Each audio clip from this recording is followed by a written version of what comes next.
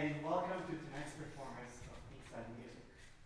You've just heard the first movement from Beethoven Trio, Opus 11, the Allegro con brio movement.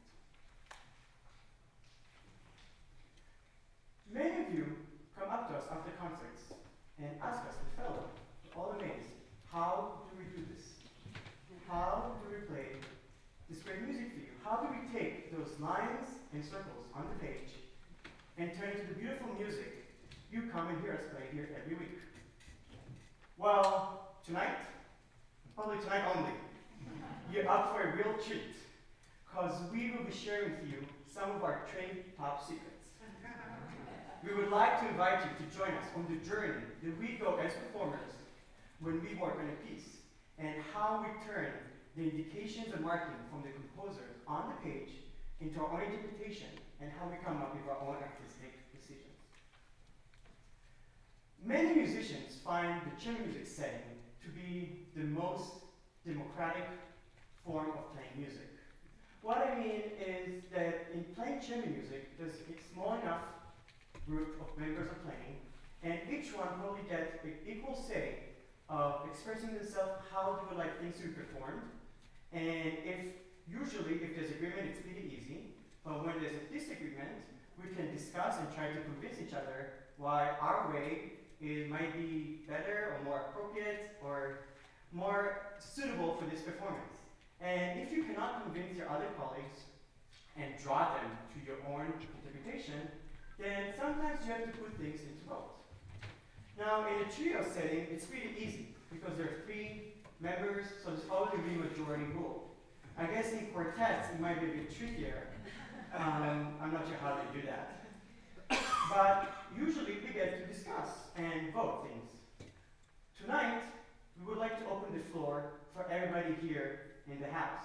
So not only the performers on stage get to vote and decide how we perform this piece tonight, but you, all the audience members here, the stage crew, and the fellows up there in the balcony, you all get to help us decide how we will perform this piece.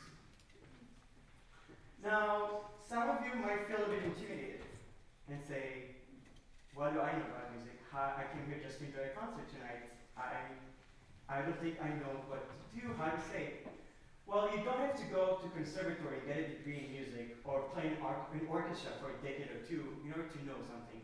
You've all been coming to concert here, and you know a lot more than you give yourself credit for. I truly believe that each one of us has an inner artist that resides in us and waiting to be released and go loose and express itself. And I would like to invite you to reconnect with that artist tonight and trust your initial instincts. We all were kids once. We all let our imagination soar and go crazy. We built magnificent worlds in our own head out of thin air. So tonight, when you listen to us play and perform, as we walk you through our own debates and discussions of things, I would like you to just trust your very basic instinct. How do you feel? How the music you just heard makes you feel? What are the feelings, emotion it evokes? And then try to form a thought. And then when we ask you what's your opinion, that's your time to try to join the conversation. And more actually accurate, each one of you will get to vote on a specific topic. So there are going to be 3 questions we'll pose for you tonight. 1 question will deal mostly with the first movement, then 2 more questions dealing with the second movement. And at the end of the night, after you cast your votes and help us decide how we shall perform this piece, we will perform this Opus 11 trio from beginning to end, with no stop, with your artistic input. So tonight's performance is going to be very special in that fact that it's going to be unique because every one of you will have say about how we do stuff. And I doubt if any performance, if we had to do this show in a different night, different people, maybe the outcome and results of the voting would be totally different. And as some of you might have noticed, I encourage you all to use your phones. If you don't have phones with your smartphones that you can log onto, Christian right there and Masha right there, 2 dear colleagues of mine volunteered to help me out, and they have tablets with them that we will be able to pass around for people who would like to cast their votes. When I ask you to cast a vote, it's going to be the time to cast a vote. Some eager listeners tonight are already casting votes, and I asked Alan to reset all the voting. So please wait till you learn more about the music, and then you can your educated interpretation and help us decide. And one more thing, once you're done with one survey, please wait before you go to the next survey. There's going to be a link connecting to the following survey. Please do not proceed to the next one until we tell you to do so.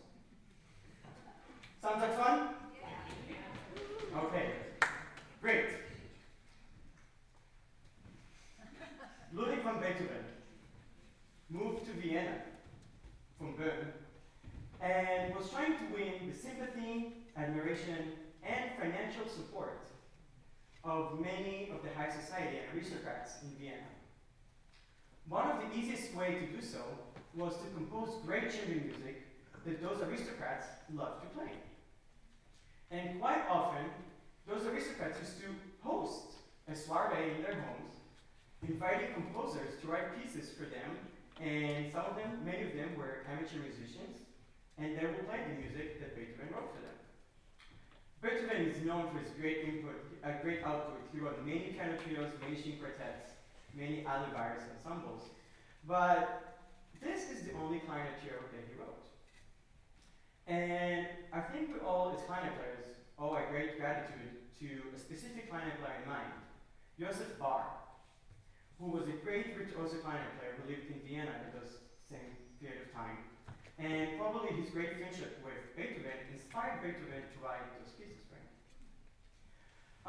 So, just to make sure we all understand the difference between the traditional piano trio and the clarinet trio we have on stage.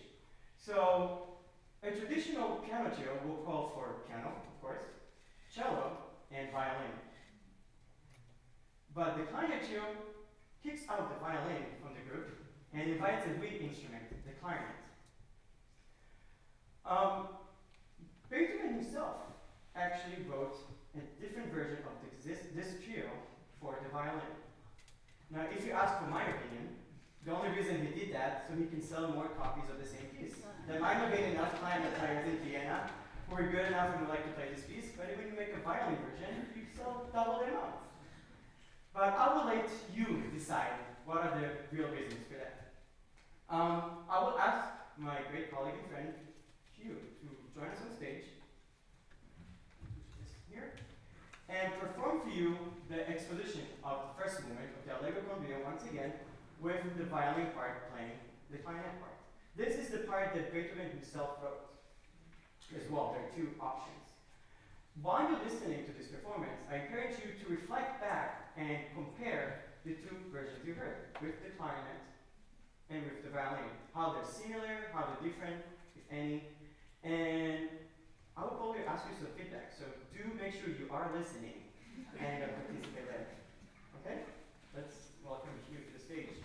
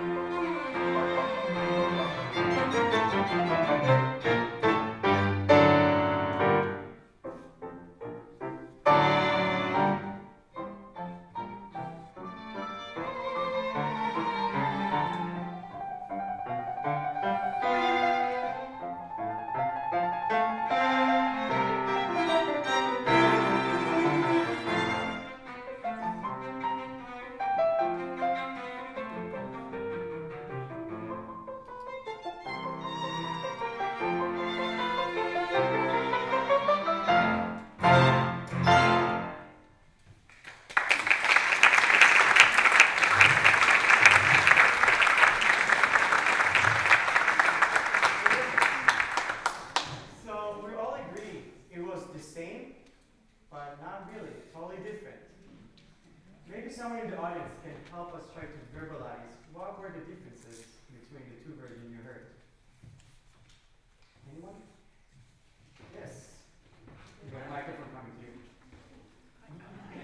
The violin, it's sweeter. Sweeter. With the clarinet, it's happier. Happier. Interesting. We agree, disagree, we all have different interpretation. Anyone else maybe have more ideas? Right here. Oh, sorry, go back. Thank you, Christian. Yeah, I would say with the violin, it's more classic and more mellow. So it really touches you more. Interesting. Right here in the front. Thank you, Masha. I really appreciated the chemistry between you playing the clarinet and the cellist. That's another point. It's not about the instrument, but how the player is back. Actually, I'm going to ask Julia, maybe you can try to tell us a little bit more of your own experience. What were the differences for you as a performer on stage playing with Hugh and I? Sure. Ron, I don't think I told you this, but actually I have two brothers, and one plays the clarinet and one plays the violin. So I'm quite familiar with both instruments. And I would say, for me, in the rehearsal process, it's actually completely different. Because for the violin, as you can see, we both have these bows, and we both can vibrate in a very similar manner. And so often a lot of our rehearsal will talk, unfortunately maybe, about which bow we're going to use, like up bow or down bow, and how we're going to use our bows to phrase in perhaps a more exact way than I could phrase with the clarinet. And in the clarinet, it's actually a very different type of sound that I have to go for as a cellist, just to find the blend. Right, it's interesting because violin and cello are from the same family, the string family. It's much easier to match the sound. And with the clarinet, which is a totally different set of families of instruments, the woodwind has a different character to its sound. And maybe that's something that actually Beethoven himself was going after. Maybe it was a part of the piece, maybe not. Actually, there are a few compositional differences between the clarinet part and the violin part. And as you can notice, I highlighted those differences. And the first one, in the left side of the clarinet part, you see in the major beat cadence we arrived to, the clarinet only plays a single note. When you look at the exact same spot on the violin part, they're playing, the violin player plays 3 notes and then 2 notes. And that's because the violin can play double and triple stop. And the clarinet can only play 1 note at a time. And I'm going to ask you to play this with Julia and show how that will sound like. And if I were to play this, I'm going to ask you to pass my clarinet to me something.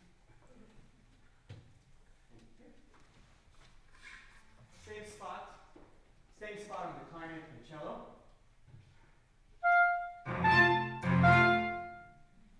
Single note in the clarinet when the violin can play multiple notes. Another interesting difference between the two versions is highlighted in the second box. If you notice in that technical passage where the motive is being passed around between the piano, clarinet, and cello, the clarinet part goes down and then up and then all the way down again. But if you look at the exact same spot on the violin part, it's kind of just going downwards. Can you tell the difference? Yeah. And the reason for that comes from the appearance of the same motive in the recapitulation, which is the third example. And once again, the clarinet line goes down and up and all the way down, where the violin part just goes down. And that's because the difference in the range between the two instruments, between the clarinet and the violin. So if I were to play this third example on the clarinet, it will sound like this.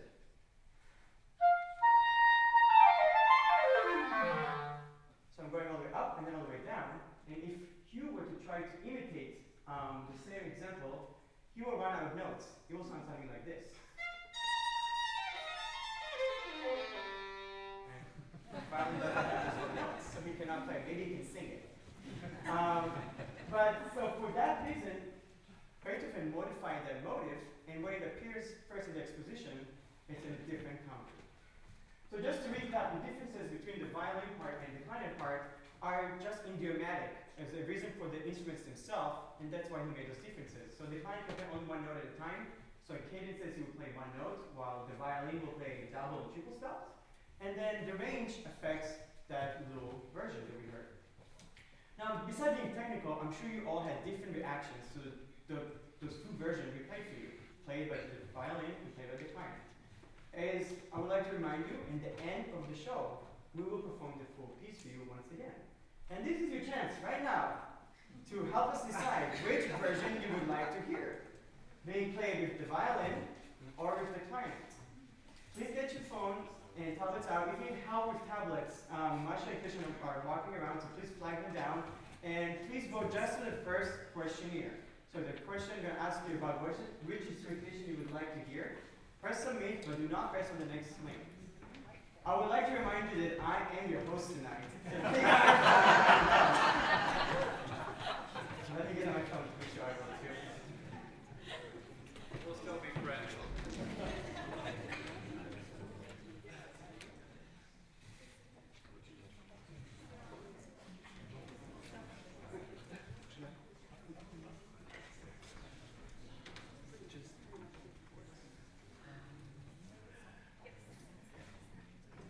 I was going to point out that we are tallying the votes in real time right here, and it doesn't look too good for me. So all my fans in the audience, come on, help me out here. We're going to count out the votes at the very end of the night. While we're tallying up the votes, whoa, it looks much better. Come on, people in the gallery, stop over there. All my great colleagues and friends upstairs, just trying to, we're gonna go back to this voting at the end of the night. So don't worry if you didn't get to vote at the exact moment. I'm asking Masha and Christian to walk around and help. But I would like to talk about the second one. And before we talk about it, I'd like to tell you a story. A few summers ago, actually many summers ago, I got to spend the summer at Aspen Music Festival. And I got to work with this great clarinet player named Bert Hara, who is currently the co-principal of LA Philharmonic. And I was playing for this melody, and he stops me in the middle of the lesson and asks me this very loaded question. Actually, it's the same question that Arturo Toscanini, the great Italian conductor who used to conduct the NBC orchestra, asked his musicians in his orchestra. What are the three most important factors for making good musical phrase? I was only 18 at the time, and my jaw was on the floor. Whoa, how do you even start computing that answer? There's so many factors, so many things that affect the way we turn a phrase around, and we shape our playing.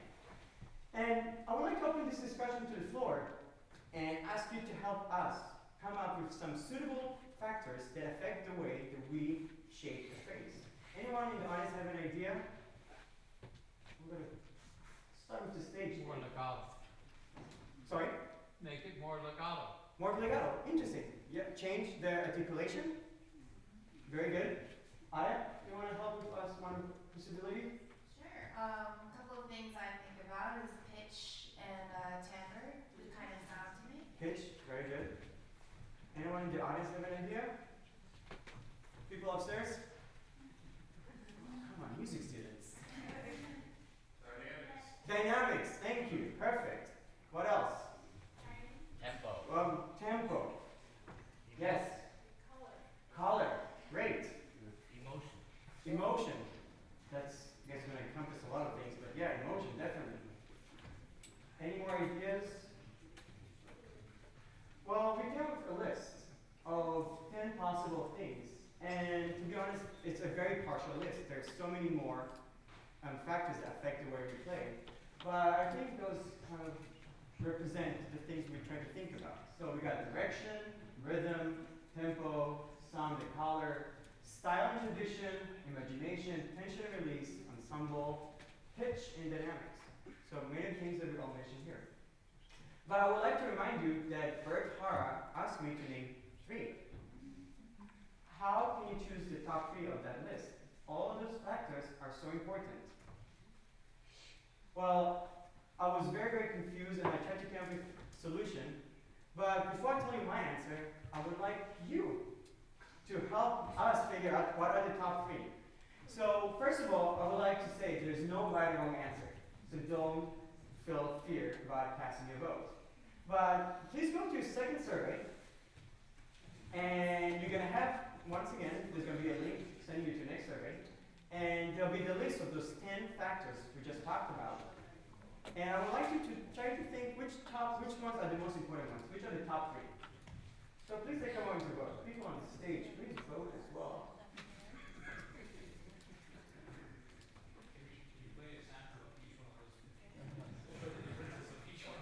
Ooh, let me.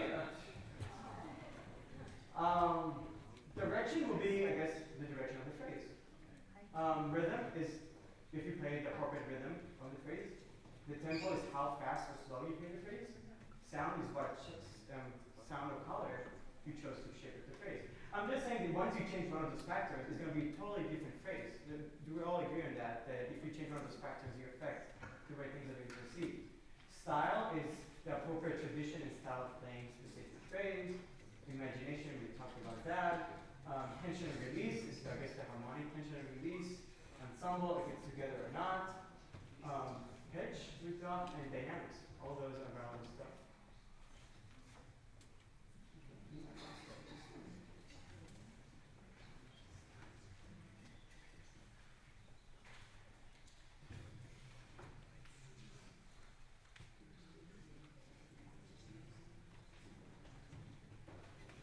Well, while you guys still cast your votes, I'll tell you what my answer was.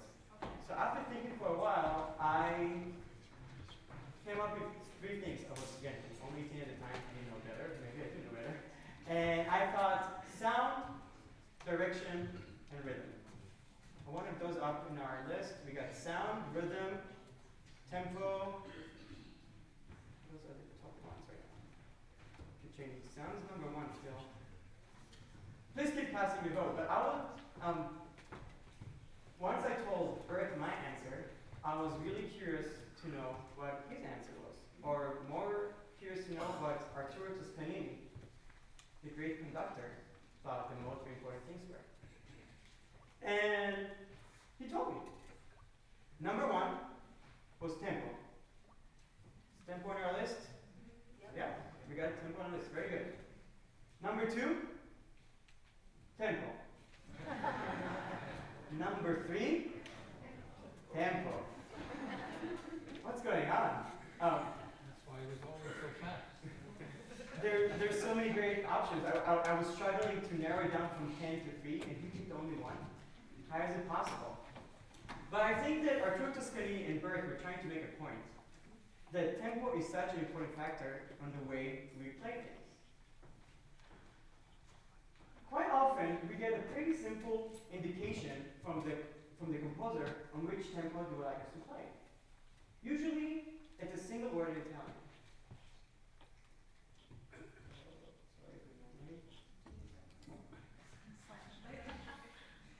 And we have to make from that single word what the composer wants us to do. The second movement of the trio we're performing for you tonight is labeled as Adagio. I don't know how many of you speak Italian, but Adagio means at ease. What does that mean? At ease? I might be at ease, but is my ease the same as Julia's or anyone else from the audience? How we know what the composer really meant for? Now, true, as composer got more and more specific about the tempo indication, they actually wrote down specific tempo markings, and Beethoven himself was the first composer to do so. But we still refer back to those indications in Italian to know what the tempo and character would like us to do. Ron, if I can interrupt for a second and add another example of that, often there are movements labeled Adagio and Andante. So andante means walking, and as you might imagine, I would look very different, like strolling on South Beach, just like going for a walk on the beach, versus trying to catch a meeting in New York City. That would be a completely different tempo. And so I guess all this is just to say, within these titles a really broad range of tempo, and it's really our decision in what sort of mood or feeling we're going after. Right, and to add to that with the andante, should we try to imitate Beethoven's time walking pace, or stay true to our own current times? Things are much faster, I assume, nowadays. Shall we try to go back and recreate what happened 200 or 300 years ago, or bring it into our modern time? Well, this is in our own discretion as performers, and that's kind of the dilemma we deal with. And I would like Julia and Aya to play for us the opening phrase of the second movement. It's labeled Adagio, and I would like them first to play this on the slower side. So I guess there's always a spectrum of what's appropriate for Adagio, and might be a different indication. But there's a lot of room and variety in that spectrum. So I would like you to play the opening phrase and play it once on the slower side. I would like you to kind of let the music just happen, and what kind of emotions and feelings it triggers in you when you hear me play that way. Okay? Let's hear it.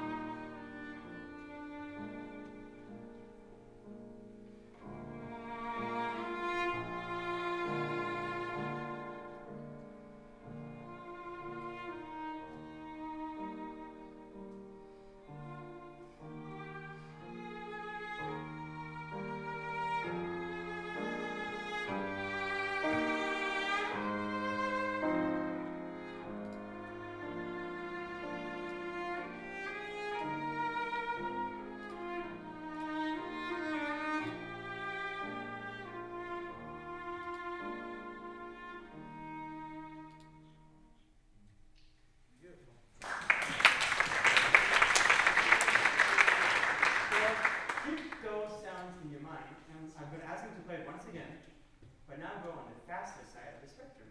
Same melody, same instruments.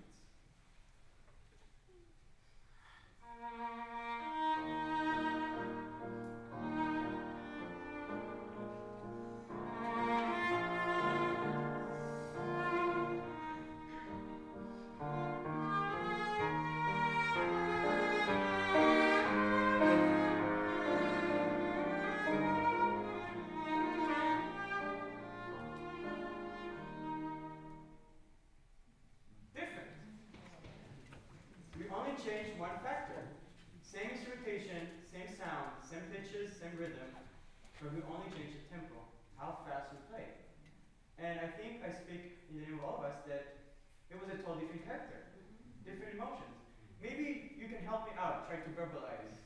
What do you think are, when you compare the two different versions, how one sounded and the other? Yes? The first one sounded very melancholic and pensive. The second one sounded more vivacious and conversational. Brilliant, great. Any more ideas in the audience? Yes? Just from looking at Julia's expressions, the first movement was certainly more serious, and beyond serious, I would say sober, somber. And the second one, again, just if I wasn't even listening to the music, just looking at their expressions, it was happy and carefree. And the only thing we change, once again, is the tempo. One more. Well, the first one, I could feel the music. I felt it. But the second one, I didn't feel anything at all. So that's just to show you how maybe bad artistic decision by the performers changed our perception with the audience and the listener and the way we interact with them. We only changed one thing, just the tempo, and we lost one audience listener. But don't worry, hopefully we get it right. Well, I asked actually Julia and Aya to take one more chance and maybe find something in between. A moderate tempo that will encompass both the goods and the bads of the slower and faster. Let's see how that sounds.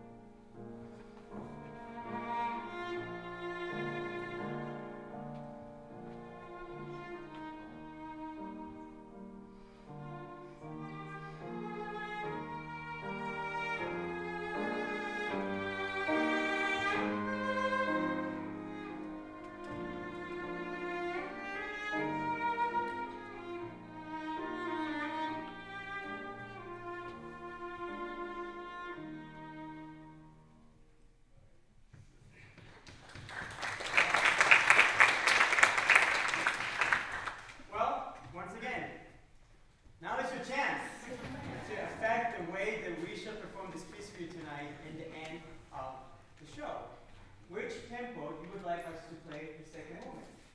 Slow, moderate, or fast. Now, we need a tablet here as well. I would like to remind you, this is your final voting topic, so please do participate and help us come with the best solution. Do you like how the voting so far? Let's see what's going on there. Okay, we might need help from people upstairs. But keep voting. We're going to come back to it at the end of the show and we're going to recap and then we'll perform to you at the end of the night with the tempo that you chose and help us to come up with. In the meantime, I would like to tell you about the third movement. Some of you might have noticed that this trio has a nickname. It's called the Gessenhauer Trio. And like many other works by Beethoven, they get nicknames. And the reason for the nickname for this one is the third movement. And Gessenhauer is actually a melody that is so popular and recognizable, it is often heard whistled or sung in and out. Gessen. And our trio, the third movement, is based on a theme that Beethoven borrowed from a famous opera at the time. So in 1797, the Viennese composer Joseph Giegel wrote a very successful comic opera called Love Among the Sailors. And it was such a huge success that many composers actually decided to borrow some famous melodies from that opera, and actually from a specific aria, and wrote set of theory variations. Beethoven was not the only one. Paganini, the great virtuoso violin player and composer, wrote set of variations as well. And the aria we based the third movement on is Pria Impeño, which translates freely to before I work, I must eat. You get a sense how serious this opera is. And if you picture in that scene, we got three basses dancing and singing on stage about what they need to do before the start of the day. Alan, can we hear a little of that song? It's the aria.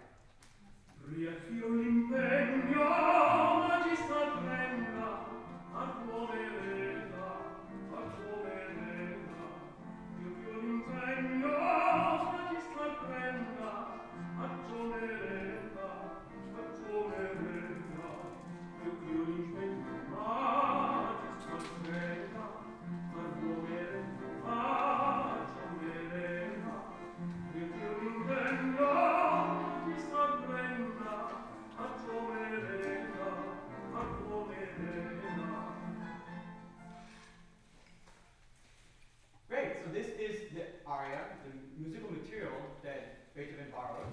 And now let's play through the theme the way that Beethoven reorchestrated for the three instruments. It's going to sound like this.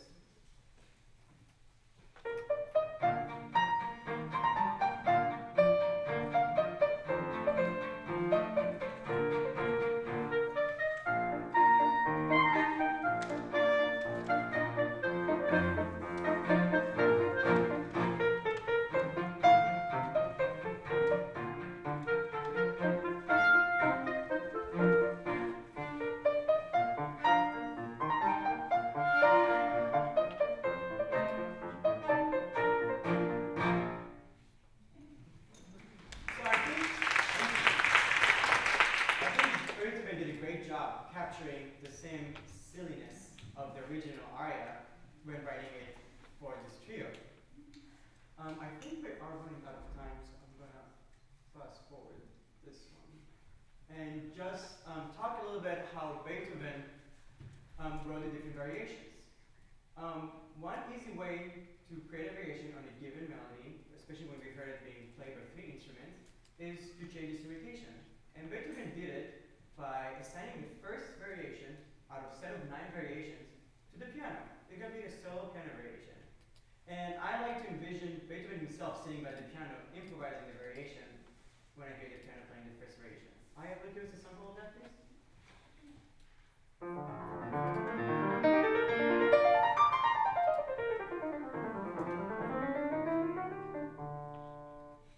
Then, to follow, going to be the second variation, but this time he assigns the melody to the cello and the clarinet. So the piano going to sit out for this one, and he's going to pass around the melody between the two other instruments. It's going to sound like this.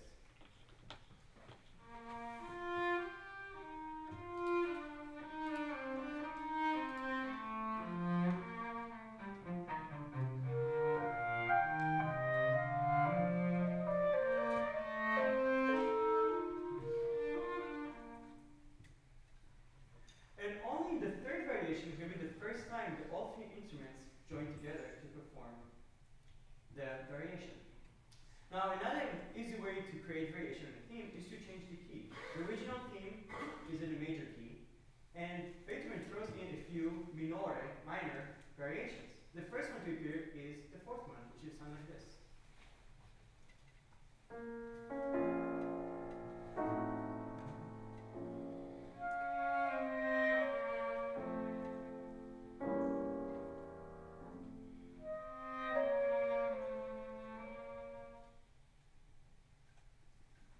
Totally different, change the key. There are going to be a few more variations to follow, but I think we are ready to review our results for tonight's performance. Yes, I think we are ready. So let's see what you decided for the first movement.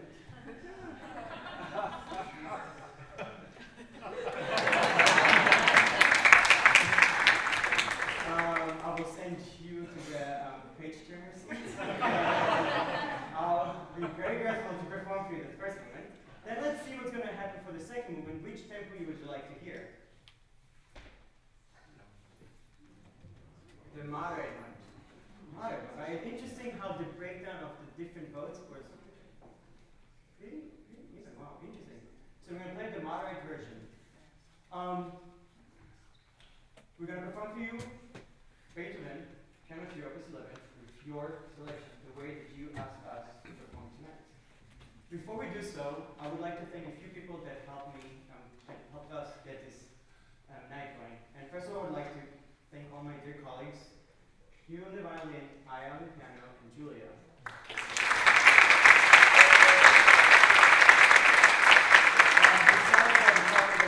Cassidy, Ross, Raina, Justin, Mike, Alan, Robin, JB, Jay, Christian, and Masha for helping making this whole show very smooth. Following our performance is going to be a short Q&A session. We're going to come back on stage and we'll open the floor for discussion. Feel free to ask us any question you might have about anything specific about tonight's show or any other questions you are interested to know, so please stay tuned. And now for the performance of Beethoven Trio Opus 11 with your artistic input.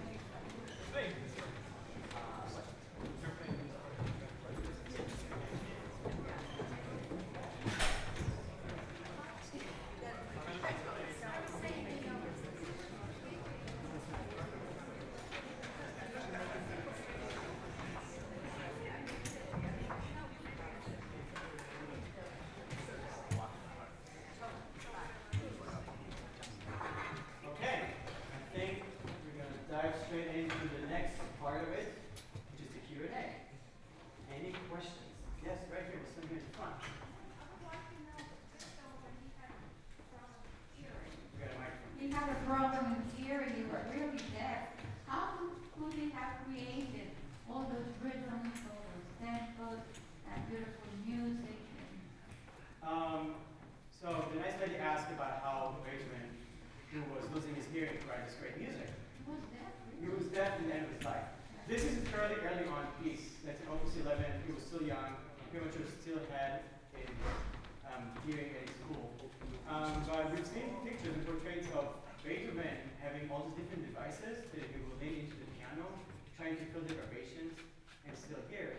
And I think that Beethoven was actually going crazy from the fact he was going to lose his ability to hear, but he will still be able to hear all the sounds in his mind. So you cannot hear visuals like actual sounds, but you still can imagine them.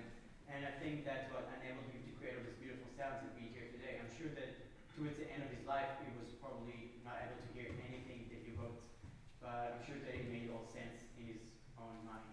Well, I thought that he lost his hearing even when he was young. I'm not sure what age Beethoven lost his hearing. I'm sure maybe the Beethoven scholars here know better than I do. I'm not sure to tell you about that. Not right away, not when he was very, but Yeah. maybe it's fine.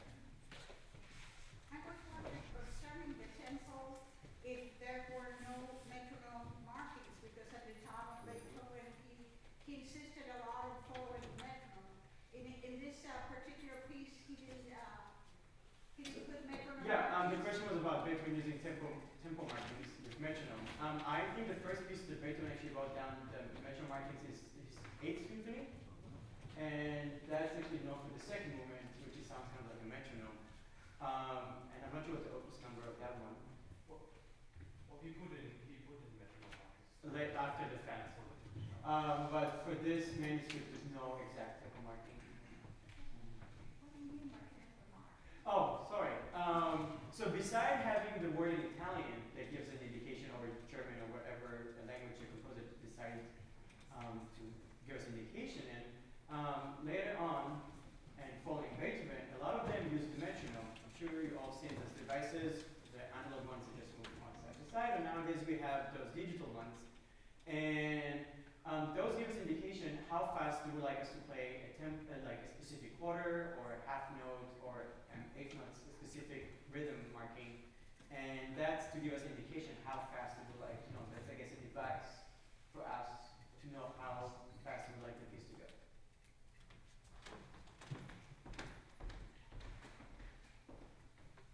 I was surprised to hear Toscanini say tempo, tempo, tempo, because I would have thought imagination comes in there when you're conducting the piece or when you're doing it.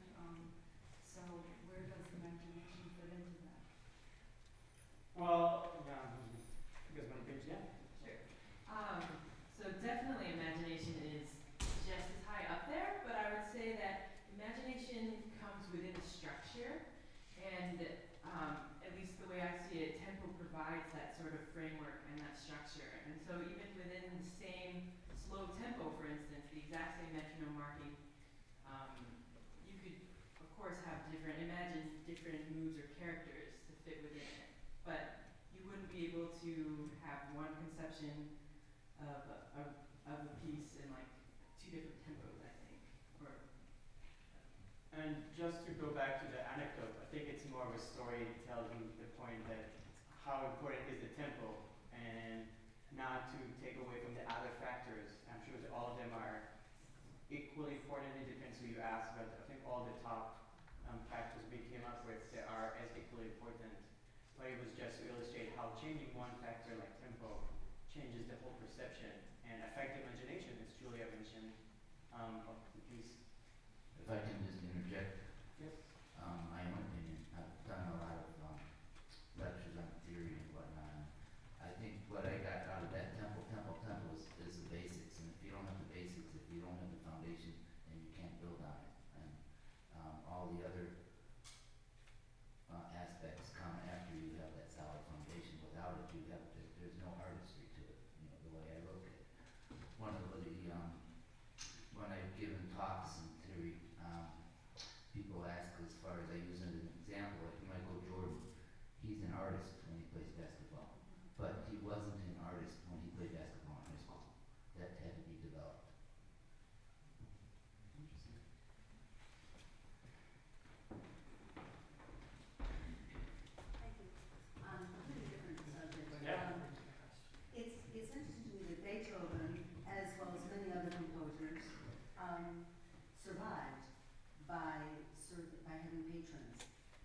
composing chamber pieces, small pieces to be performed by amateur musicians.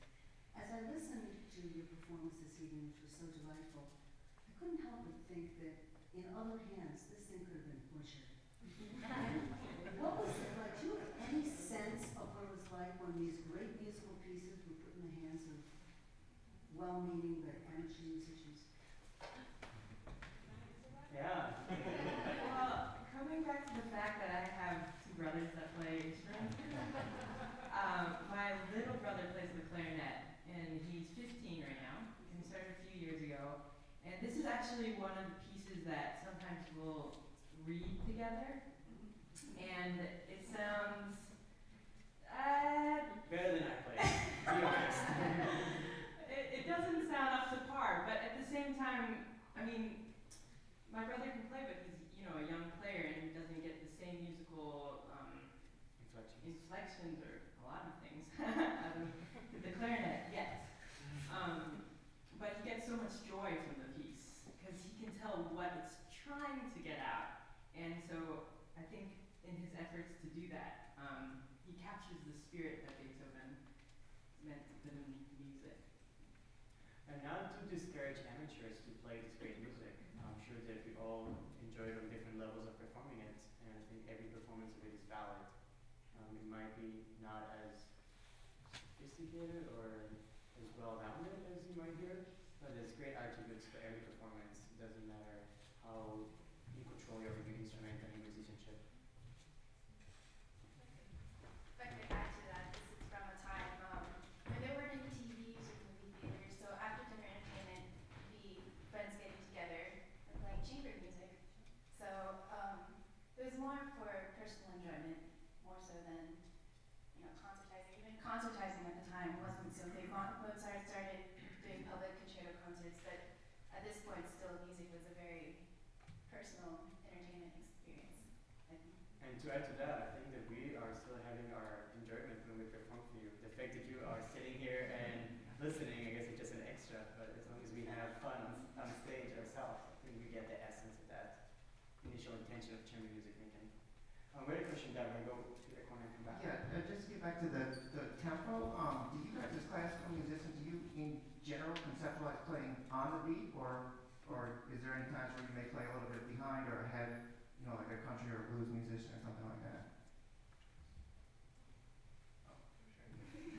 That entirely depends on the piece. I think it depends on what kind of mood you're trying to create. So if you come to our orchestra rehearsals, you'll often hear a conductor saying, I want the basses or the cellos to play on the back end of the beat to give a sense of pulling back in a more maybe stoic demeanor of music, whereas if you play in front of the beat, it gives a more forward motion. And if the music has that driving character, then that's kind of how you would envision yourself playing within kind of the tempo framework. So because what's been written for our repertoire is so vast, it also depends on what we feel the intentions of the composer was and what the mood we're trying to strike with the piece is. I think we have time for one more question, but before we're going to go for the last question, we're going to still hang out here, so feel free to come up to us and ask questions. I'm going to go back, sorry. Yeah, I'm sorry. Yeah. Beethoven composed both pieces for the clarinet and also for the violin. Correct. And which was composed earlier, and then which is the most popular? Whoa. Tough question. I'm hoping there are no Beethoven scholars in the audience who will grill me for this. I'm pretty much sure that the clarinet version was the first one to be written, and then we label the violin part as optional, or this always clarinet players, we label the violin part as optional. But I think nowadays you're probably going to hear a like violin version of the same piece as well. Well, I mean, the chamber music repertoire, or like what's available for the violin, is quite vast. And whereas pieces like this, which were specifically written for the clarinet to take advantage of its range and timbre, are a little more narrow. So I think more people, like more clarinetists would perform this piece than violinists would, because there's just a ton of traditional piano trios and string quartets that make up the string chamber repertoire. So in terms of that popularity aspect, this is more of a core work for clarinetists than it would be for must say that when you rehearsed this with the trio, it was the first time I got to hear this piece live on the violin. I heard recordings of it many times, and my ears were just like, it sounds familiar, but I don't know what piece it is. It's like, I know this, it's for clarinet. It's like, oh, there's a violin playing the part. So I'm not sure if they get performed as often as you mentioned. I think we're out of time for official Q&A session, but please come and talk to us. We're still here, we're not going anywhere. Thank you for being such a great audience and participating.